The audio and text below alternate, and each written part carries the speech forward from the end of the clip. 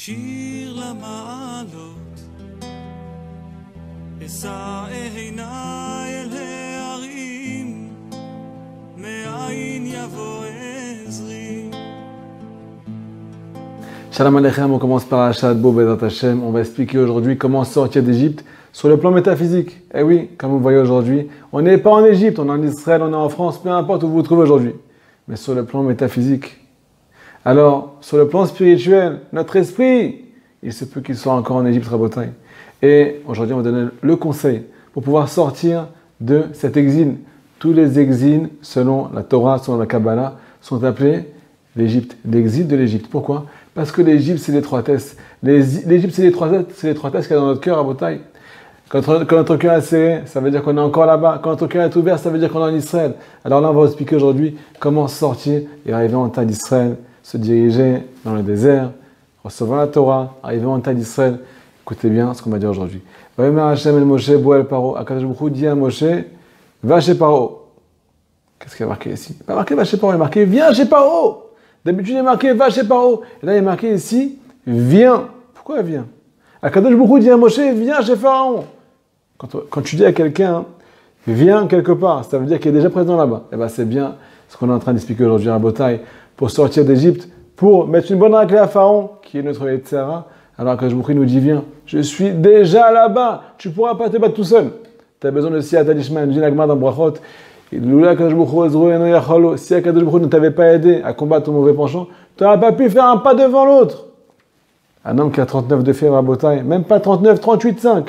Il reste au lit toute la journée. Et il rend fou sa femme. Pourquoi? Parce qu'il a 38,5 de fièvre. Il suffit qu'il y a une petite chose qui n'aille pas dans notre vie et on ne peut plus servir à Kadosh Baruch Hu. On ne peut plus se battre contre le Yetzirah. Extraordinaire. Alors, Botaï, Kadosh Baruch Hu, il dit à Moshe, viens. Moshe, c'est le tzaddik. Même le tzaddik, il a besoin d'Akadosh Baruch Hu pour combattre Pharaon, pour sortir d'Égypte. Alors, ça, c'est le premier enseignement, comme on va expliquer aujourd'hui. Akadosh Baruch Hu est descendu de lui-même en Égypte. C'est lui qui nous a sortis de là-bas, de l'endroit le plus impur du monde, la terre de l'Égypte. Alors, à Botaï, ici, il est marqué comme ça. Que je vous crois envoyer 10 plaies. On a passé, Baruch Hashem, un grand nombre de plaies dans la paracha précédente.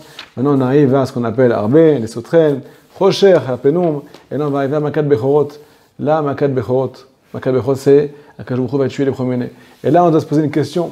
C'est là que Akadosh Baruch Hu, il a réussi à faire sortir son peuple d'Égypte grâce à cette Maca, grâce au fait d'avoir anéanti, tué les premiers-nés d'Égypte. On doit tous se poser la question, qu'est-ce qui s'est passé? Pharaon, à la base, il avait le cœur lourd. Il était dépressif, Pharaon. Il était complètement dépressif. Il est marqué dans la Torah qu'Akadosh Baruch Hu, il a alourdi le cœur de Pharaon. Imaginez-vous quelqu'un qui a le cœur lourd. Toute la journée, il se lève le matin, il est rama, il n'est pas tranquille, il n'est pas... Quelque chose qui ne va pas, il a le cœur lourd.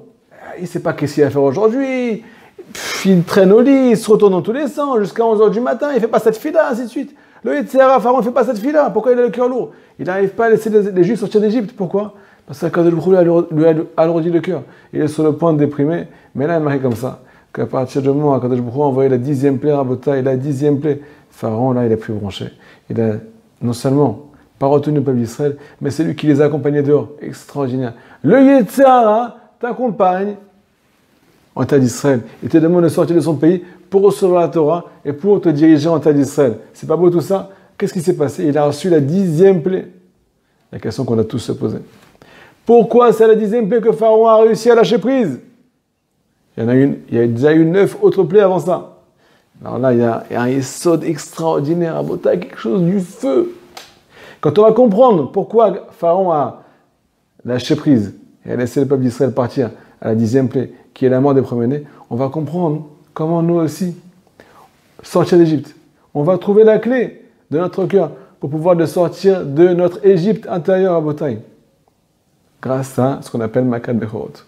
Alors, on va tout d'abord expliquer comment un juif, en l'an 2021, il se retrouve en Égypte pour pouvoir comprendre le conseil pratique aujourd'hui. Si tu crois que tu n'es pas en Égypte, tu ne vas pas pouvoir écouter notre conseil. Toi, tu crois que tu es déjà arrivé à la Géoula, tu crois que tu es déjà en terre d'Israël avec une jolie qui passe sur la tête, tu crois que tout va bien, mais tout va très très mal. Pas sur le plan physique, sur le plan spirituel. À partir du moment où tu penses avec les idéologies de Pharaon, à partir du moment où tu penses Comme ce monde y pense, tu ne penses pas comme la Torah elle pense, tu es encore en Égypte.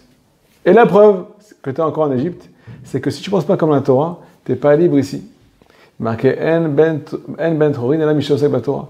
Qui c'est celui qui arrive à la liberté?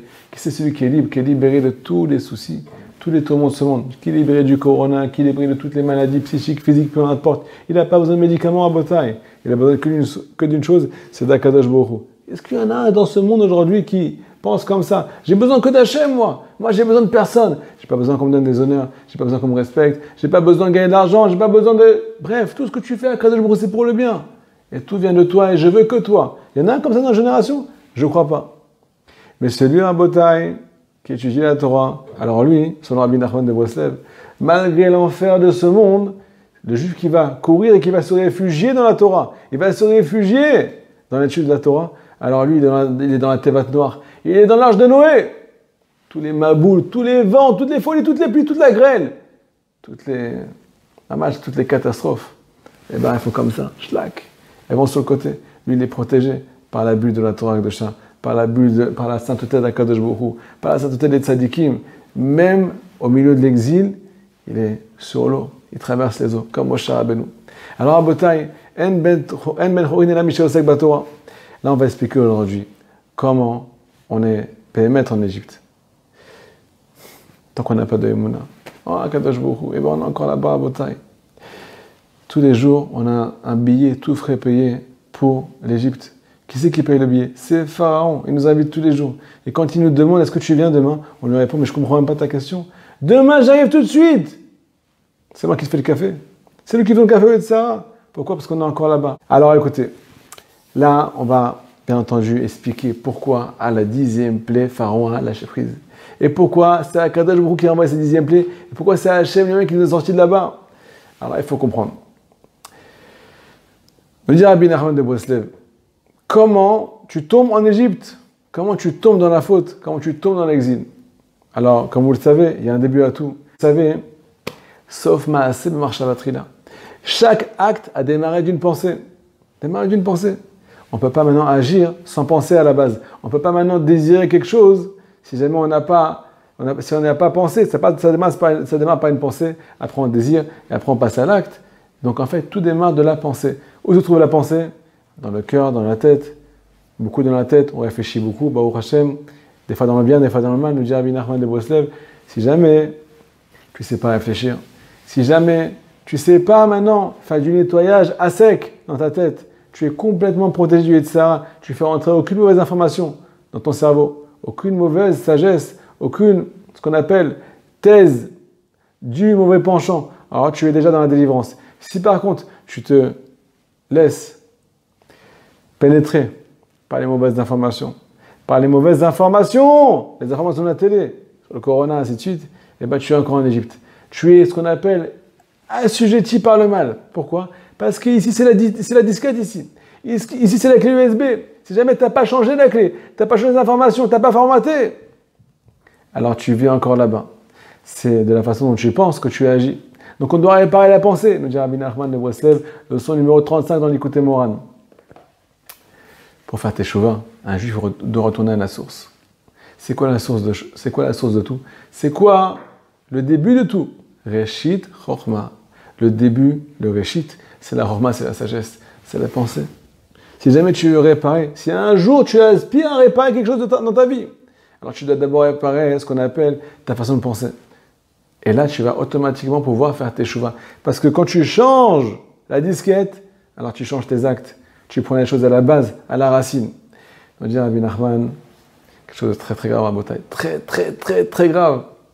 Si jamais tu ne sais pas réfléchir, tu es ce qu'on appelle, avec le cerveau de Pharaon, bas par haut.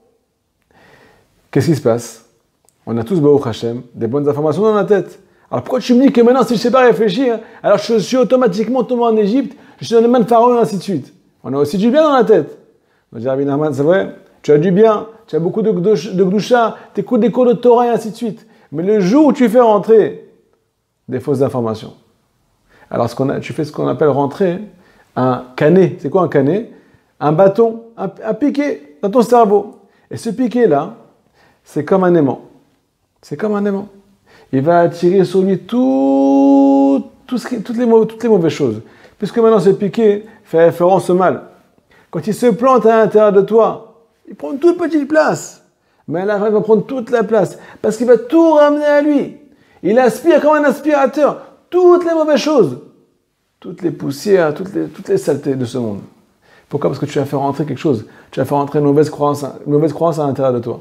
Alors tout va se placer sur cette chose-là, chas v'shalom. Donc toutes les mauvaises midotes ont démarré par une mauvaise information. Cette mauvaise information, elle se plante à l'intérieur de nous, chas v'shalom, et sur elle se posent toutes les mauvaises choses. Et de là, un juif, il ne comprend pas pourquoi, d'un coup, il commence à changer de comportement. C'est normal. Tu t'es attaché à un groupe, ou bien à des personnes, ou bien à une certaine façon de penser qui a changé ton chemin.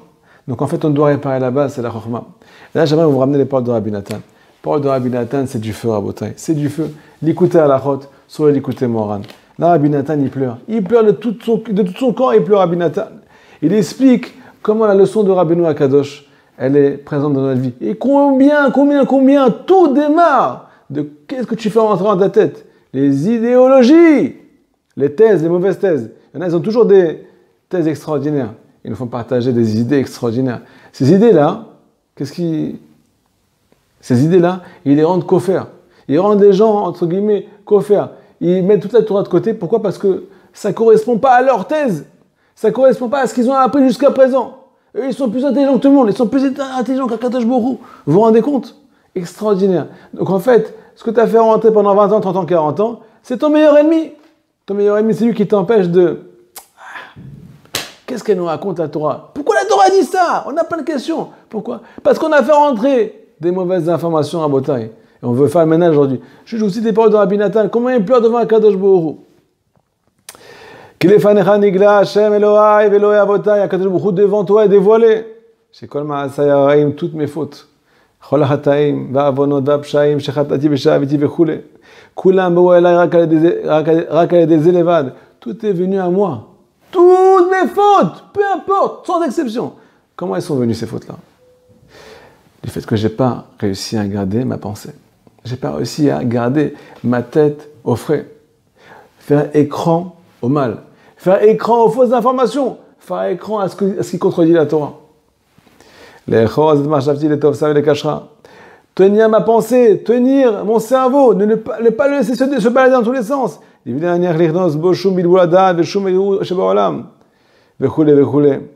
dit comme ça, il est en train de pleurer à Kadosh Baruch Hu. Akadosh Baruch Hu, aide-moi à faire du ménage, aide-moi à faire un formatage. Et rentrer du bien, maintenant faire rentrer du bien, rentrer le plus de Torah, rentrer le plus de Doucha, la parole de Tzadiki, m'apprendre à réfléchir, m'apprendre à vivre. Une fois que j'ai changé, maintenant j'ai mis des bonnes informations, une fois que j'ai acquis la Emouna ici, automatiquement je vais courir vers toi à Kadosh Baruch Hu. Alors à Botaï, on doit maintenant se poser la question. Pourquoi Akadosh Baruch Hu, il a fait sortir son peuple? Pourquoi Pharaon, le Yetzirah, qui représente le Yetzirah de notre vie, comment c'est qu'il a lâché prise à la 10e plaie, Makat Bechorot? Eh bien tout simplement à Botaï. Le Bechor, selon Rabbi Nathan de Breslev, élève de Rabbi Nachman, le plus grand élève de Rabbi Nachman avec Rabbi Naftali, et d'autres bien entendu, aussi dans l'Ikuta Halachot, quelque chose d'extraordinaire. Le Bechor, c'est quoi le Bechor? C'est le premier-né. À partir du moment où Akadosh Baruch Hu est sorti au milieu de la nuit, il a frappé les premiers-nés. C'est quoi le premier-né? C'est la pensée. Tout démarre d'une naissance. Tout démarre d'une pensée. C'est la pensée qui fait naître ton acte. C'est la pensée qui va te faire agir. Donc le premier-né, en fait, c'est la pensée. Me dit Rabbi Nathan, quand Akadosh Baruch Hu il a frappé les premiers-nés d'Égypte, sur le plan spirituel, qu'est-ce que ça veut dire? Sur le plan ésotérique, qu'est-ce que ça veut dire? Selon la Kabbalah, ça veut dire qu'il a frappé la sagesse, les thèses des Égyptiens. Et qui se taisent, ces Réchaïm là, ils nous ont fait rentrer du mal à l'intérieur de nous. Et il n'y a rien qui peut nettoyer tout ça, sauf Akadosh Baruch Hu, quand c'est lui-même qui descend en Égypte et qui vient frapper la sagesse, qui est la source de tout, la sagesse de l'Égypte. Alors le peuple d'Israël, automatiquement, il peut courir et se diriger en terre d'Israël.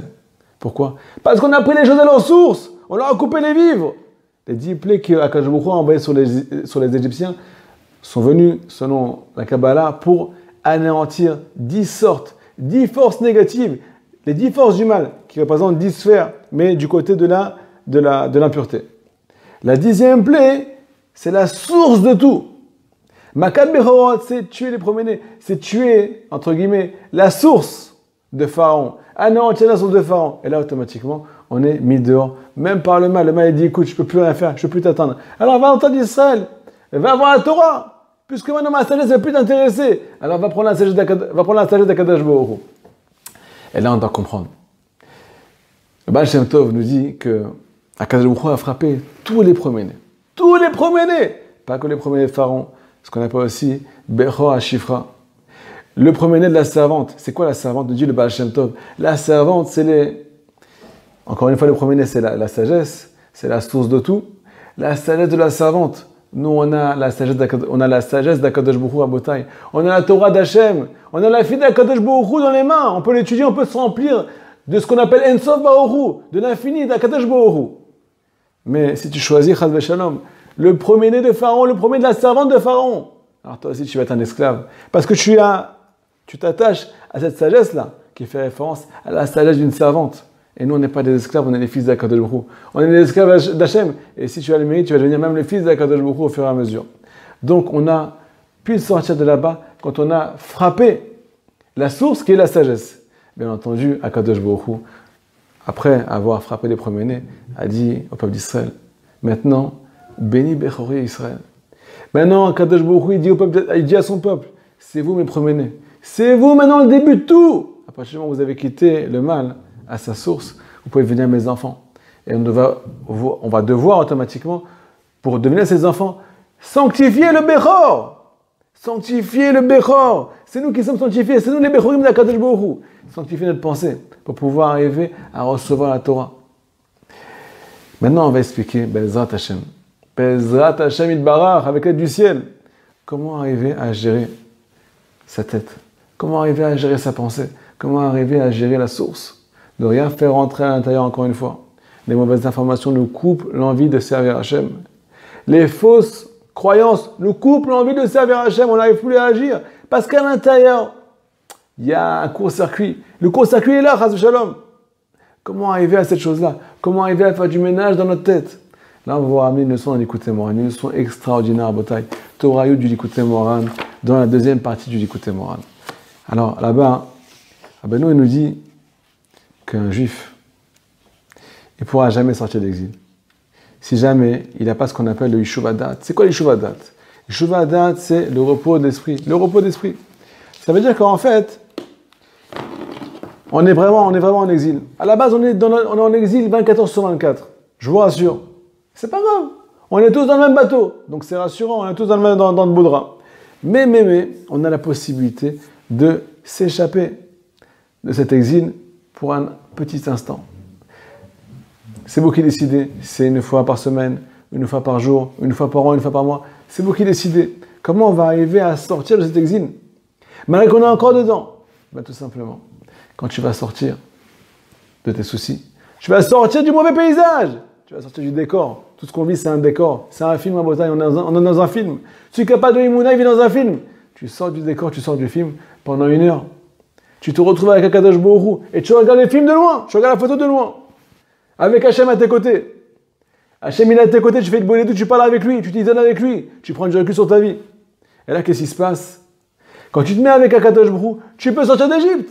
Comme on a expliqué plusieurs fois, c'est Hachem lui-même qui est descendu à Hatzot, au milieu de la nuit. C'est quoi la nuit? C'est la pénombre à Botaï. C'est quoi la pénombre? C'est l'exil. Au milieu de la nuit. C'est quoi le milieu de la nuit? C'est le moment le plus sombre qui puisse exister. Pourquoi? À partir du moment où le soleil se couche, alors, tant qu'on n'est pas arrivé à la moitié de la nuit, il y a encore le soleil, il va encore un peu éclairer ce qu'on appelle l'endroit où on est. Mais à partir du moment où on arrive au milieu de la nuit, alors on est loin de la Shkia, on est loin du coucher du soleil. Donc on n'est pas éclairé du tout par le début, par le soleil qui s'est couché, mais on n'est pas du tout éclairé non plus par le lever du jour, parce qu'on est au milieu. Quand on arrive à ce qu'on appelle l'aube, alors là, le jour commence à éclairer. On commence à éclairer. Plus on se rapproche de l'aube, plus la nuit, elle est moins sombre. Mais au milieu de la nuit, c'est la pénombre à Botaï. Akadosh Baruch Hu est sorti au milieu de la nuit, au milieu de l'exil. Quand tu te mets avec lui, eh ben toi aussi tu sors. Quand tu te mets dans ses mains, quand tu comprends qu'il n'y a que lui qui peut sortir de là-bas, toi aussi tu vas sortir de là-bas. Tu fais des doutes, tu as arrêté de parler, tu quittes tout maintenant. Tu vas retrouver ton Créateur, tu t'isoles avec lui. Pas de téléphone, personne avec toi. Il n'y a que toi et lui. Et là, qu'est-ce qui se passe là? Qu'est-ce qui se passe? Tu as la tête libre? Tu as la tête libre. tu peux prendre du recul. T'arrêtes de réfléchir. Même si tu as fait rentrer des mauvaises choses dans ta vie pendant plusieurs années. Ça fait 15 ans, 20 ans, 30 ans, 40 ans que tu regardes la télé, mais qu'est-ce qui se passe à la fin? Mais à la fin, tu réfléchis comme la télé. Ah, tu veux être un homme libre, tu veux faire ce que tu veux, mais Rabotai, t'es pas libre. T'es un esclave. Pourquoi t'es un esclave? Tu ouvres la bouche et les informations qui sortent. Celui qui étudie la Torah, quand il ferme sa bouche, quand il ouvre la bouche, quand il respire, eh ben, qu'est-ce qui se passe? Il y a des pensées de Torah qui sortent. Il y a des pensées d'Akadosh Baruch Hu, il y a des paroles de Torah, et il va faire plaisir aux autres, il va faire du chesed, il va rapprocher les juifs de la Torah, et ainsi de suite. Pourquoi? Parce que lui, il a fait rentrer la bonne disquette. Comment on fait pour enlever les mauvaises disquettes?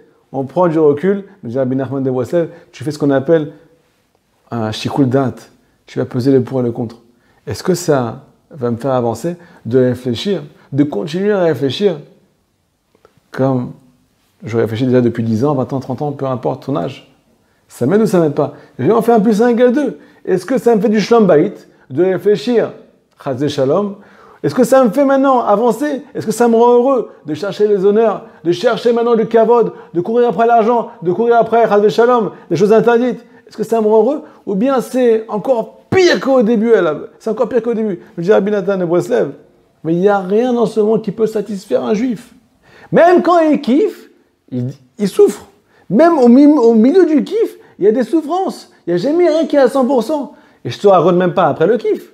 Mais Chad Veshalom, des fois tu dis, mais pourquoi? Mais qu'est-ce que j'ai fait? Et pourquoi j'ai fait ça? Mais où je me suis mis? Comment je vais réparer?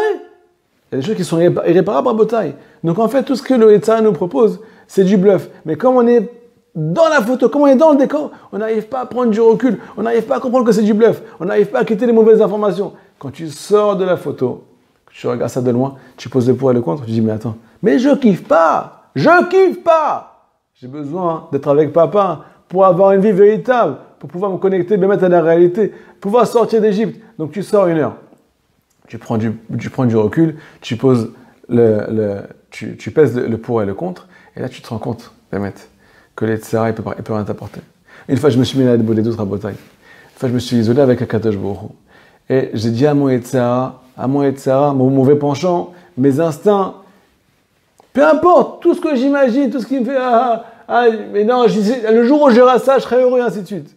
Je me suis posé avec lui, j'ai posé des questions. Je lui ai demandé s'il s'est moqué de moi, s'il se fout pas de moi depuis des années. Et là, il m'a répondu, il m'a dit, je te dis la vérité, ça fait 30 ans que je me fous de toi. 30 ans 30 ans que je me fous de toi. Qu'est-ce que ça veut dire tout ça? Je crois que je te fais croire que tu vas kiffer, et en fait, tu n'es jamais satisfait. Et là, quand je me suis rendu compte de cette chose-là, je me suis dit, mais Rabotai, mais pourquoi investir dans le mal? Pourquoi ne pas investir dans le bien? Quelque chose qui va forcément m'amener de la satisfaction personnelle, forcément me connecter à un cadre de brou, forcément me connecter à une vie véritable, à être libre de tout ce qui peut nous tourmenter, me lier à la Emouna et ainsi de suite. Et là, j'ai pris du recul en Rabotai. Et bien entendu, ça a fait beaucoup de ménage dans ma vie. Maintenant, je dis à Rabbi Nachman, si jamais tu désires faire ce travail-là, de faire du ménage dans ta tête, de prendre du recul, de te mettre dans les bras d'Akadosh Baruch Hu, parce que c'est lui qui te sort d'Égypte, même quand au milieu de la nuit, une fois par semaine, une fois par mois, peu importe, chacun à son niveau, on vous souhaite 1 heure d'El chaque jour, on vous souhaite. Alors pour ça, pour pouvoir gérer ta pensée, il faut être dans la joie. Il faut être dans la joie. Pourquoi? Parce que c'est que quand tu es dans la joie que tu arrives à contrôler les informations qui sont ici. Quand tu n'es pas dans la joie, qu'est-ce qui se passe? Tu tournes à 3000 à l'heure. C'est le TGV à Botaï. Tu n'as pas le contrôle sur toi-même. Tu es en pilote automatique. Tu ne gères pas ce qui se passe. Pourquoi? Parce que tu es tourmenté. Parce que tu es dans le Tzimtzum. Tu es dans l'étroitesse. Tu es en Égypte. Tu es à Sob. Tu ne peux pas bouger. Tu ne peux pas évoluer. Tu ne peux même pas prendre du recul. Donc qu'est-ce qu'il faut faire? Se réjouir. Quand on est réjoui, alors notre cerveau, le dit Rabbi Nachman de Breslev, il est ce qu'on appelle libre. La liberté, la sortie d'exil, comme on l'a déjà expliqué 10 000 fois dans nos cours, c'est par la joie. Même si tu as fait Chaz Veshalom, quelque chose qui n'était pas bien aux yeux d'Hachem, si tu vas te morfondre, ça va te faire tomber encore plus, mais Chaz Veshalom, c'est l'Yetzirah qui est en train de te manger comme ça, il est en train de te manger de doucement, l'Yetzirah. Donc qu'est-ce qu'il faut faire? Il faut se réjouir sans arrêt, chanter à Kadosh Baruch Hu, le remercier quand on a fait des mitzvot, le dire pardon quand on a fait des avérotes, mais on lui dit pardon avec le sourire, papa s'il te plaît, aide-moi à ne pas recommencer. Sans toi, je ne peux pas sortir d'Égypte. Qu'est-ce qu'il y a marqué dans le passouk ici? Quand je me dis à Moshe, Boel Paro, viens chez Pharaon. Qu'est-ce que ça veut dire, viens chez Pharaon? Vous connaissez la blague? Il y a des gens, ils te disent, Moi, comme ça m'a fait quand j'étais petit plusieurs fois. Pas une blague. Il m'a dit, va voir ailleurs si j'y suis. Va voir ailleurs si j'y suis.